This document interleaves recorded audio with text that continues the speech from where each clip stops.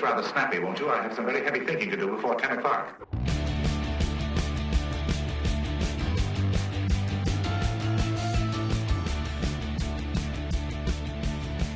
Hey, welcome to another episode of Get It Right, Texoma, with the trio, Mike Hendren, Terry McAdams, Trey Sorella. Glad to have you here with us once again. Obviously, if you're watching on YouTube, you know we're there, but we're also on Spotify and on Apple Podcast as well. So when you're checking out Rogan, check us out as well. That's right. You know, it's right there. Might as well. Just, you know, number one, number two, right there together. Yeah. Yeah, unfortunately, Something we are like called number that. two a lot. And yeah. See, I wasn't going to go I don't there. necessarily know that it means against Rogan. I just think in general number two. Yeah, I don't know. Was that? Never mind. I'm not, it's just too obvious. The joke is too obvious. It's too obvious. Anyway, we get together here several times a week, try to entertain and inform you with local news and events and happenings, and also news and information from around the region, the state, and the country, and even the globe as well. And hopefully we're succeeding in that. It's brought to you by, in part, by Eddie Hill's Fun Cycles, located at 401 North Scott in downtown Wichita Falls. There since 1966, y'all. That's been a while. That's right. EddieHillsFunCycles.com, the website. Also, MacTech Solutions, 4020 Ray Road, Suite 3B here in Wichita Falls. Mm-hmm. Yes. Not since 1966, but for a while anyway. I've been 1965. Well, okay. But anyway, yes, 1996 is when I officially started. Terry came out of the womb messing with apples. Yeah, Had an iPhone in his hand. Oh, get them online at MacTech-Solutions.com. And also Lolly and Pop's Sweet Shop, online at LPSweet.com, and Lolly and Pop's Sweet Shop on Facebook. Find us there as well. And we hope you'll find us on Facebook, Get It Right Texoma on Facebook, and also be sure to check out our website, GetItRightTexoma.com as well. We've been focusing on a local restaurant pretty much every episode that we do. We talk about, and the reason we're doing that is we're trying to highlight locally owned, particularly family-owned local eateries, restaurants, whatever you want to call it. And this particular episode, we're going to talk a little bit about Progress Pizza. Just opened a brand new location in Parker Square. If you remember where Hef's Burgers used to be, that's where they are. If you remember where MacTech Solutions was, it's across the street. Across the road, right across the driveway. Yeah. It's actually Jack. It's actually Jack Street. Right, Jack Street. Yeah. But and we do know Jack. And anyway, but Progress Pizza, the Kyle Dalka is the chef. He opened Progress and Provisions downtown in the Hamilton building. Yep. Yeah, several years ago. But they're no longer there. Right. And then they opened Progress Pizza. It's a brewery. It's been a few months ago. Probably. It's been, No, it's been a year. Yeah, probably a year or so that they were down at the brewery. Yeah, they have a little food area at the brewery there. Yeah, but I'm talking about the location there in Parker Square. Oh, it's only been a couple months. Yeah, it's pretty fresh. And the pizza's really good. We've eaten there a couple times in the last month. Good food. Yeah, they have Detroit-style pizza. If you've never tried it, it's got a really thick crust, but it's light and airy, but it's thick, and it's where the cheese kind of melts to the side of the pan. It's really good. All right. Detroit-style, and they also have tavern-style pizza. They we have Detroit, got sandwiches and different things. Like that's what I get when I go there. Is the sandwiches, different things there. It's really good. You need to try that. Yeah. I didn't know there was Detroit, and I knew there was Chicago and New York and Detroit style. Sicilian. And Detroit tavern style as well. So, yeah. But it's really good. Their dough is really good. If you're into pizza, their dough's good, and their sauce is good. It's good pizza. The cheese sticks, the cheesy bread that they have with the ranch dip. Try it. Yeah. Okay. Just personal favorite. There you go. I could live on that for a day or two. Go check them out. Progress Pizza in Parker Square or at the Wichita Falls Brewery. That's right. Now, we have a very special guest with us this morning, Trey. That's right. Grant Freeman, the current AD of the Wichita Falls ISD, is here. Morning, sir. A special guest. I've never been called special. Well, I've been called special in a whole other term. Whole other time. Well, I appreciate it, man. This is awesome. Love to be here. Grant's been with Wichita Falls for about 8 years now. Yes, sir. Came in as Old High's head football coach and was there and had some success there. And then when things kind of shuffled around and we went from 3 schools to 2 schools. Yeah. Grant had an opportunity to move up to the athletic director position. I think really good place for you. But real quick, tell us a little bit of your background. Where did you start? So I originally started in San Angelo. That was my hometown. Went to college, born and raised there. Went to college there. Competed, throughout San Angelo in high schools and in college there. Then began my coaching career there at Lakeview High School. Moved all around the state. Was at Springtown, Comanche, Brownwood prior to coming here. And then I've been here for the last 8 years and really loved it. We always kind of joke, I spent I think the longest was 3 years in a place, and I've been here 8. Thought I was going to be here about 6 months, and I've been here 8 years. So really found a home here. My family and I just really love Wichita Falls and have been really invested in not only our kids at Wichita Falls, but now the kids of Wichita Falls just in general and all of the athletes and all the things that we're doing. We just love being here. Lots of people do that. They travel here for work. They think they're going to be here for just a little while, and then they find out that we trap you. Yeah, well, and for me, we don't let you go. Very similar to where I grew up. San Angelo, Wichita Falls, kind of sister cities a little bit, and so just have really found great people here, and just the most welcoming place I've been in all of my stops, and so just been really, really happy to be here, and really happy to be a Wichitan. You hear that from a lot of people who relocate here for whatever reason. They're like people are very friendly in Wichita Falls. People are very nice there. I think they're inviting as well. Yeah, I think part of that is it is the culture.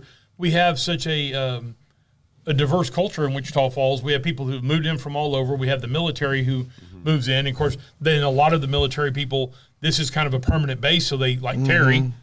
Stay, and that adds to our city. Plus, we have the NATO pilots that come in and ingrain themselves into the community, and so it's a melting pot. It's kind of a mini melting pot in North Texas here. I've had several. I'm in the real estate business. For those of you that don't know, I'm a real estate agent. I've had several clients that have relocated here from the West Coast, and they get here and they're like, this is so different from what we're used to. People out there are not friendly. They don't say hi to you. You don't pass people on the street and have them, just random strangers, just say hello to you. Then they come here and it happens.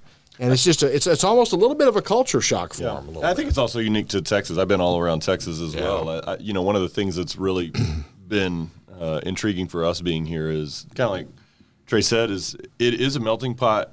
But it's also very unique because it's very tradition rich and close to things, but it has its own flair. We talk about, the stuff going on downtown. Yeah. It has its own unique culture as well. That's not, we're not Metroplexville, we're not Oklahoma Cityville. We're kind of very unique, but can also get to different things. And again, it's just been really fun to be here. Well, and I hope we can capitalize on some of that uniqueness at some point in a big way, and I think the new high schools are going to help lend to that. Yeah, for sure.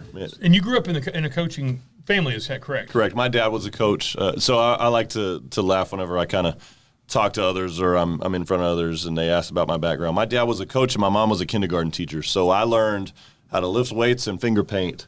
And that is really, a lot of people ask me kind of my style, which is very unique. I'm a much different coach than some of the others. And that's really what kind of helped me to grow my philosophy and my personality was, I had kind of both extremes of the education world. My mom was a 30-year kindergarten teacher, and that really helped shape me into the kind of coach I was from that aspect. And my dad did it for 30 years as well. And so I got to see really both ends of the spectrum. And it kind of, I found that I had to be myself. Number one, I couldn't be a coach in a box. And that was the other thing that Wichita Falls allowed me to do was be myself, and to take kind of that flair that I had, which is a little different than most coaches, and allowed us to be successful. Your mama was a 30-year kindergarten teacher? Yes, sir. She was a combat soldier is what she was. Well, hey, yes, so in other words, every coach I ever had when I played football, they'd say, take a knee. Grant would say, sit crisscross applesauce, but shut up while you're doing it. Well, you can put a bubble in your mouth as well. Yeah. So now you've moved on to the athletic director position. Real quickly, give our viewers and listeners a little bit of what does an athletic director in State of Texas too. Yeah, so think about it more instead of what goes on the field, what goes on the experience, like the functionality, all of the operational things that have to happen for an event to take place, starting all the way with this year. I take over in this year and I get to experience every single aspect of an athletic director in 1 year, getting to open new facilities, getting to hire new staff, getting to change over mascots and uniforms and things of that nature. Yeah. I experienced it all this year in year one. But so we do a lot of the functionality of getting the kids and the coaches to the game day experience. We focus a lot on all of the things that have to take place to get us to an event, and that's really where I spend a lot of my time is now coaching coaches. And then making sure that things run smoothly, just like a business. Now, it's like you're a CEO of a business. And we have lots of different arms of that in the athletic department. We have, the Memorial Stadium arm, and that's a bit, those are productions. Those Friday night games are productions. Yep. We have a huge video crew. You're talking about the fans, getting them into the game, just the tickets, the officials. And there's money involved. I mean, you have vendors that you have to deal with, and concessions, and you're taking money, and it's an enterprise fund. It needs to make money.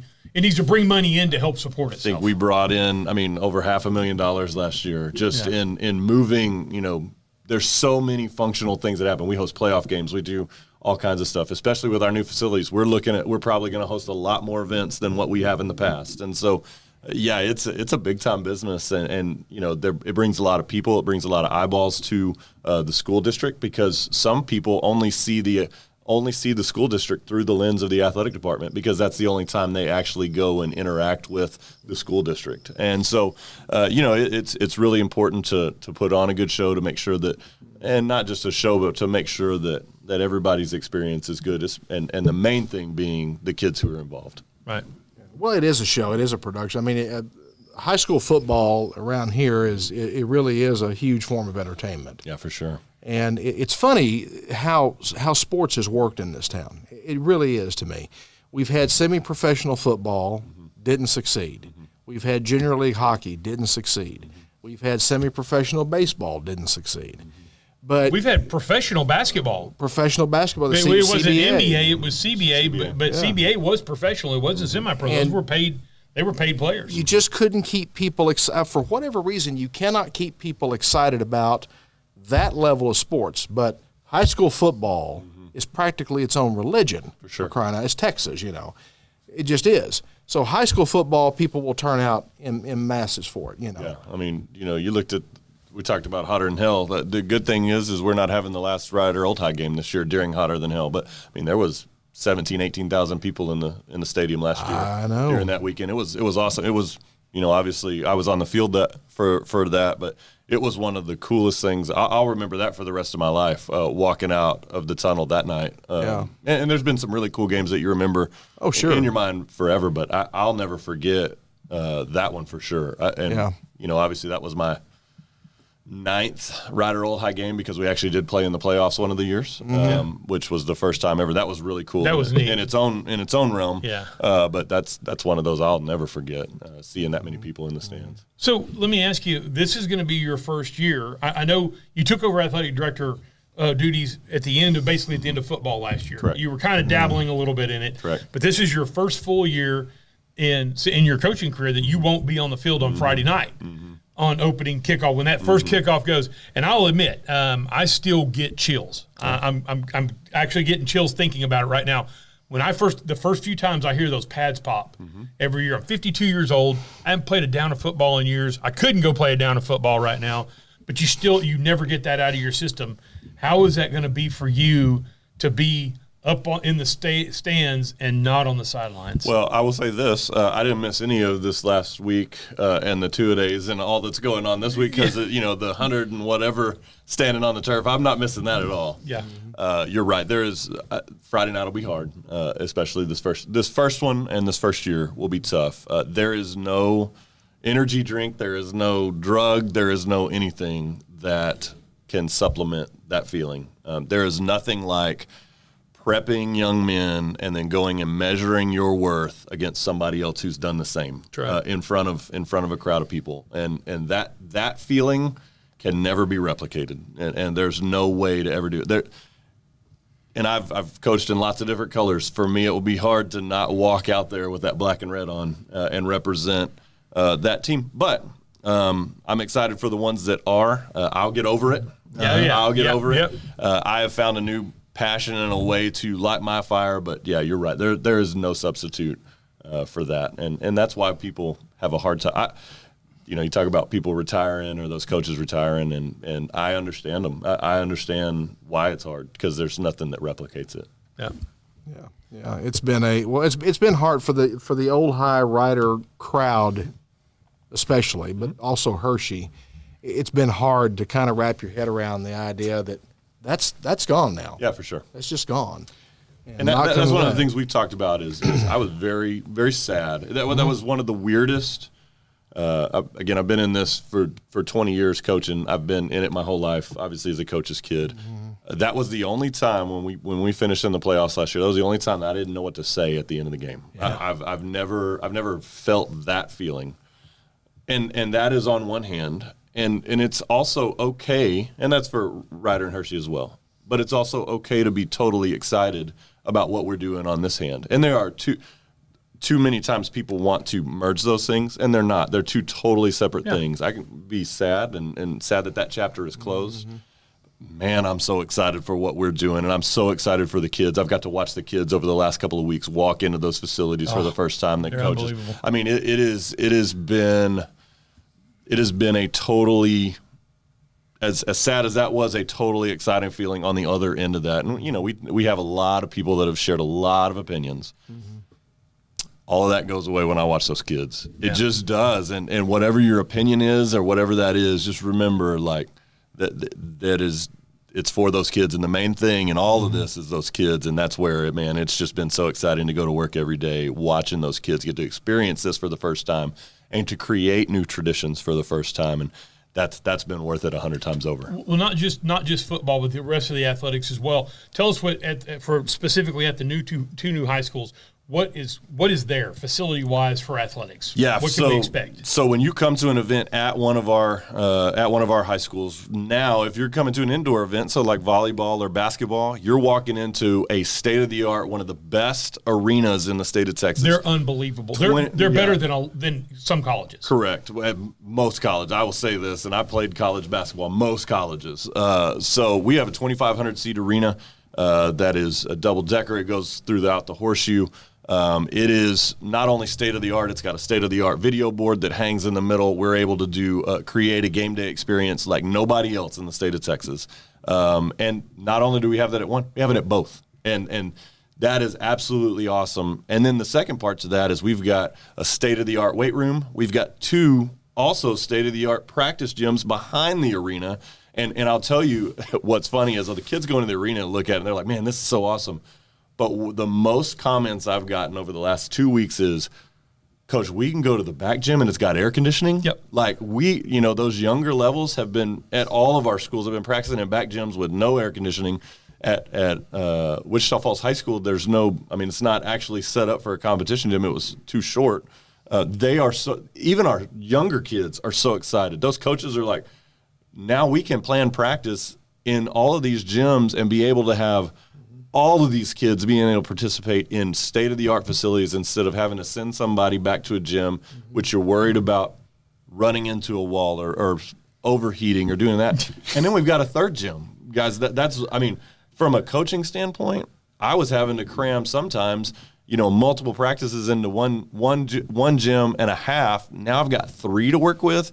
Man, our kids are getting really good instruction, and that is 100% the best for them. And that's only the inside. We've got state-of-the-art locker rooms. We've created new lockers, new team spaces for them. Coaches' offices, training facilities are the best in the state of Texas. We've got a huge training room, and that's only inside. Guys, we're also building competition facilities right outside that they can walk right out their locker rooms and go play a baseball game, go be in their indoor batting cage, go to a tennis facility that's none other, go to a track facility that's one of the best in this area. Sub-varsity football and varsity soccer is right there on campus. So they're getting to make a home field advantage for the first time ever here, and that is really exciting for those kids. Yeah, it is, and it's just what I've seen so far. It's so different from what we're accustomed to having. Right. Just in everything, all the facilities, not just the athletic facilities, but the schools themselves. For sure. The whole structure is just totally different. It's a different concept. I mean, he described it best. He said, for all of our lives growing up, school was a great big box with a bunch of little boxes inside. That's what it was. And that was it. Yeah. And everything was very clinical and, cinder block walls and whatever. And it's not that way anymore. This is a totally different concept. And let me say this: I'll take our coaches in Wichita Falls against any coaches in the state. I don't care who they are, wherever they are. I'll take our coaches against all those. I'll also take our teachers against any other. Our teachers create an experience for our kids here and prep them for college or whatever they want to do beyond better than anybody else. Now they've got all the resources and materials to be able to go compete with some of those other ones, to be able to teach things in a way that everybody else is teaching them. They just didn't have the resources or the space to do so. Our coaches now, they've got a weight room that matches Denton, Southlake, Lubbock, any of these that they're competing against, because I already feel like they're the best coaches in the state. Now they've got the resources to do so. Someone said to me recently, and I'm paraphrasing a little bit what he said, but he said basically the point that a lot of people miss about the new facilities is this: you're changing a mindset and an attitude with this. You're taking things to a different level with the new facilities, whether it's the athletic facilities or the educational side of it or whatever. The whole thing, the whole package, you're taking it to a different level, and you're creating a different mindset and a different feeling that you could not create in the facilities that we had. For sure. It just wasn't possible there. With Ryder, it was overcrowded for years. I mean, it just packing sardines into a can, basically. Old High, it's got all sorts of structural and mechanical failures that have to be addressed, and millions of dollars worth of work that needs to be done to it to ever make it right, if it could ever be made right again. For sure. But you cannot take those older facilities and create the same feeling and attitude and this projection of the future the way you can in these new ones. It's just a different design. Yeah, for sure. I always go back to context, and like math hasn't changed. Science hasn't changed. No. However, like you look at the context of when these buildings were built and what they were built for, and the context of what's going on at that time. When Wichita Falls High School was built, we're ready to go fight a couple of world wars. I mean, so education. There was no air conditioning. It didn't exist. No. There was no computers. They didn't exist. Those things did not even exist. Education has changed. I mean, education has changed in the last 10 years. And so unless we're able to change with it, back in the 60s, they used, when Ryder and Hershey were built, it was more of they wanted different experiences with things, and that is not how education is now. And kids have changed, and the way that we're teaching teachers to teach has changed. And so if we don't update with that, I mean, you look at all the technology that we're using just to make this podcast. Well, this is how kids are learning. And if we can't adapt to that, we can't provide them that experience, then we're not preparing them for college, for the real world, for life. If we're not teaching them these things or have the ability to, then teaching them 1 + 1 and finger painting only goes so far. We've got to be able to prepare our kids for that workforce and for what's coming. Well, there's a lot of technology that's applied now, but not just in teaching all of the basics, right. but learning technology in general, and certainly Terry understands this probably better than anybody at this table about how important that 100% is. 100% more than me. Yeah, I mean, but certainly the technology is impacting athletics too. Oh, big time. That's the first thing. This is the first year, and just touching on that, this is the first year that we've actually kind of moved to a new model in football. The UIL has approved us to use sideline replays, and not on the sideline, but up in the box and at halftime, which has never happened before. That's a huge deal. So, you guys watch NFL and the Cowboys, and they're able to see in real time what things are doing. We've never been able to have that in the state of Texas. We've kind of been behind a little bit on that. That's actually come in this year. It looks like we could possibly be getting coach to kid communication in the near future. But all of those things. One of the things that changed in the last 5 years since I've been the head coach here is just the amount of data that comes in we were running analytics just like an NFL team would already on opponents. And, hey, if we do this, what are they going to do? And a lot of times we were call plays and do things off of feel. Now it's analytically driven. We've got so much technology that's kind of working into that. And so, we've got systems set up at Memorial Stadium and for our teams to travel where they can have, iPads. They can go back and say, when I ask a question in the headset, which I won't get to do anymore, but when the coach is at, hey, how did they line up to that formation last time? Instead of them trying to draw it at real time and real speed, they just go back to the picture. They swipe back on the iPad. They say, hey, this is what they did. We're able to adjust, and we're able to show kids that. And that's how they're learning now, because every one of them knows how to use this. And now if you show it to them on the phone in real time and real what's going on, they understand it a lot better, and they're more able to make adjustments. And those things are coming all the time. We have cameras in our gyms that follow the action for us, that move, and they cut up 4 different cameras in real time, and it spits it out, all of those stats and all of those things. I mean, just as soon as our coaches walk off the sideline at halftime, they're walking back into their coach's office about to address the team with a stat sheet that's got clips already pulled up for them. And so, where other schools were doing that, in their facilities because they had the capability, we weren't. Now we are. Let me go back to something you said earlier, and I think this is really important to look at. All the sub-varsity games will be played at the campus. Yes, sir. And so there'll be baseball, there'll be tennis, there'll be football, and then, of course, there's always basketball and volleyball there at the campus. Yeah. I think what that's going to do is that's going to help incorporate parents more. For sure. The community more.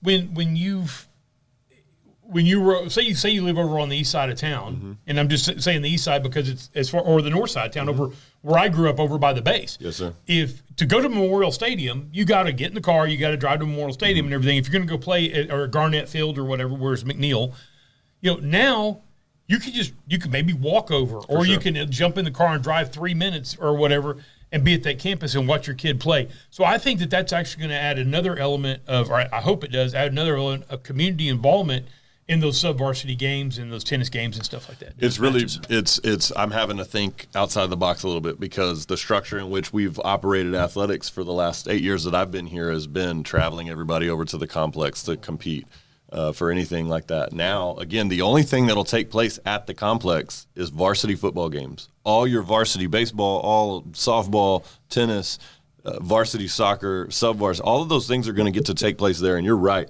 Now it incorporates and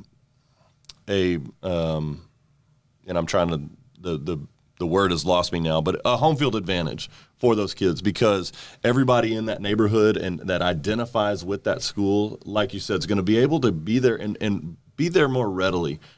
Somebody who might have, I don't want to go out that, well, hey, I've only got to go a couple of blocks, or I can get out there and I can watch multiple events. We can have a basketball game going on in the gym and a soccer game going on outside, or we can have a baseball and softball game going on at the same time now, and you can walk between those things. We can have a track meet going in those things. We can have a volleyball game going and a tennis match going at the same time. And so now it builds a whole different kind of home field advantage and a tradition, some traditions for our kids. And it also helps to get kids, and this is where we've struggled a little bit here in Wichita Falls.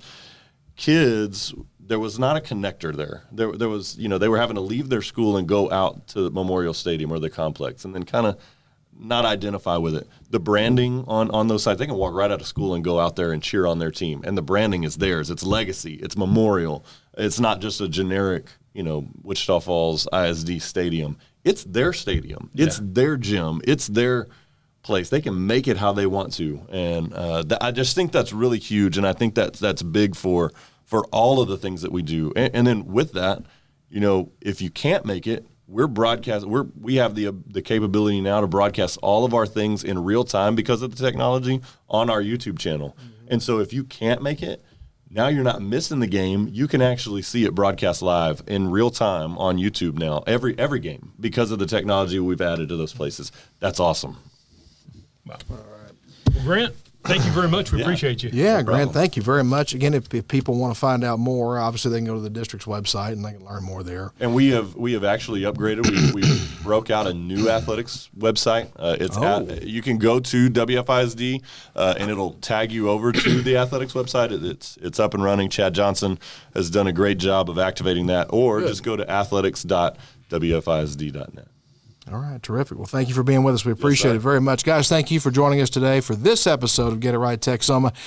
Again, it is brought to you by Eddie Hills Fun Cycles, 401 North Scott, downtown Wichita Falls, eddiehillsfuncycles.com, MacTech Solutions, 4020 Ray Road, Suite 3B, MacTech-Solutions.com, and Lolly and Pop Sweet Shop, lpsweet.com, and on Facebook at Lolly and Pop Sweet Shop, Lolly spelled Lollie, just so you know. And be sure to visit our website, GetItRightTexoma.com, and be sure and share this across all your social media platforms with all your friends, even people you're not friends with. People, maybe share it with people you hate. It's a good way to get revenge on them, I think, personally. But anyway, subject them to us. Yeah. 5 minutes of this, they'll really hate you. Anyway, thank you very much for joining us. Take care. We'll see you down the road.